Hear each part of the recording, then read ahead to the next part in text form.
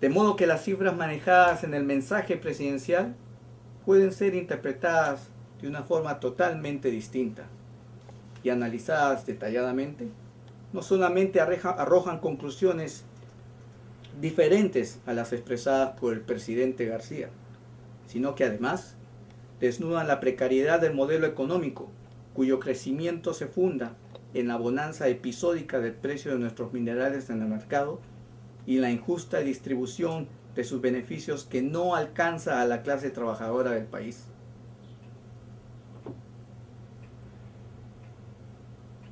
Un ejemplo devastador de la precariedad del modelo económico.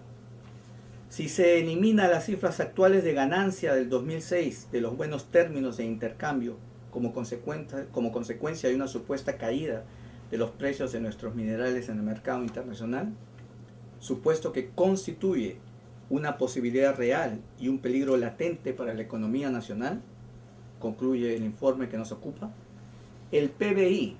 habría llegado a tan solo 2.4%. En ese sentido,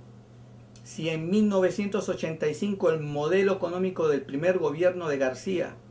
tuvo como combustible volátil las reservas del país, con las consecuencias desastrosas que todos conocemos, a pesar del incremento de la inversión privada, tal como ocurre hoy, este segundo gobierno del presidente García cuenta con la combustión efectista, pero igualmente episódica, de los precios de nuestros minerales en el mercado internacional. Y es precisamente la estructura del modelo económico lo que también nos lleva a explicarnos el tema de la pobreza y la distribución. Analizado ya el tópico del empleo y las remuneraciones que impactan en los niveles de precariedad económica y explican la injusta distribución de la riqueza en el país, debo referirme específicamente a los indicadores económicos que señalan el crecimiento alarmante y explosivo de la pobreza en los sectores rurales, especialmente el sur andino y la selva, lo que explica la reciente ola de protestas y la violencia en las calles, que lamentablemente ha cobrado vidas humanas de peruanos, compatriotas nuestros, angustiados por el olvido y la miseria que enfrentan día a día. La pobreza rural, señor presidente, viene afectando al 70% de su población. Es una vergüenza el nivel de pobreza en el interior del país. 89% en Huancavelica, 76% en Puno, 75% en Apurímac,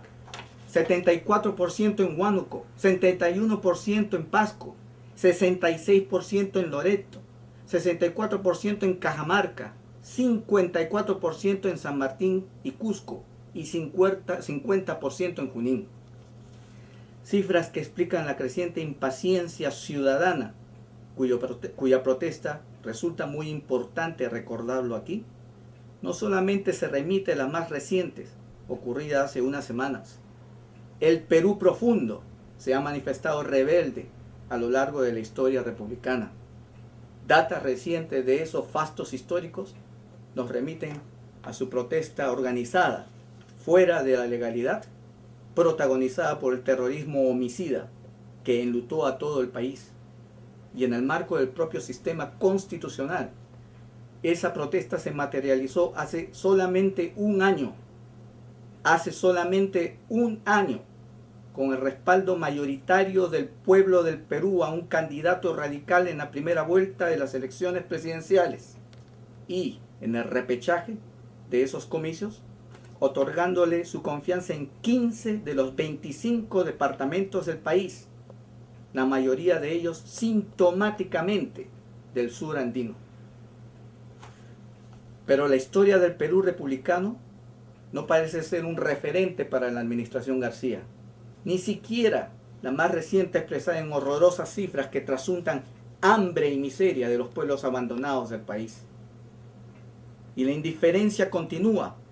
porque en el trimestre enero, febrero, marzo del 2007, la pobreza rural ha pasado de 38.2% índices del trimestre mayo, junio, julio del 2006 a 44%, Es decir, 6 puntos porcentuales de más hambre, 6 puntos porcentuales de más miseria, 6 puntos porcentuales, señor presidente, señores ministros de Estado, de más temor y más desilusión para millones de hogares peruanos. Y mientras el Perú profundo se muere de hambre y se incrementa la mortalidad infantil en los hogares más pobres del país, privándose de la vida a millares de niños abandonados por un gobierno indolente al dolor humano, en una actitud que no se explica desde ningún punto de vista ideológico, sea este de izquierda, centro o derecha, porque el tópico está íntimamente relacionado con la ética, es decir, con el comportamiento moral de los representantes del Ejecutivo, empezando por el propio presidente de la República. El gobierno no solamente ha mantenido las exoneraciones del pago del impuesto a la renta a las ganancias de capital en la bolsa de valores, y cuyo monto llegará este año a 197 millones, sino que ha prorrogado esa exoneración hasta el 2009. 197 millones de dólares que pudieron ser invertidos en más educación, 197 millones de dólares que pudieron ser invertidos en más salud, 197 millones de dólares que pudieron ser dirigidos a más infraestructura física y por ende más trabajo inmediato para los peruanos. 197 millones de dólares, señor presidente, señores ministros de Estado, que pudieron ser una significativa contribución para aliviar la pobreza, el dolor, el hambre y la miseria en las zonas rurales de un Perú profundo, que al levantar su voz de protesta ha encontrado como toda respuesta de esta administración violencia y represión, persecución y execrable intimidación. Y mientras los trabajadores del país sobreviven con remuneraciones miserables y bajo condiciones de trabajo oprobiosas e inclusive marginales, la administración García ha permitido al Banco Central de Reserva, sin ningún criterio técnico que justifique la decisión de su directorio,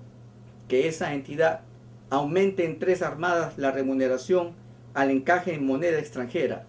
de 2.5% a 3.25%, lo que ha beneficiado a los bancos comerciales con alrededor de 22 millones por dólares que están obligados a depositar en el BCR.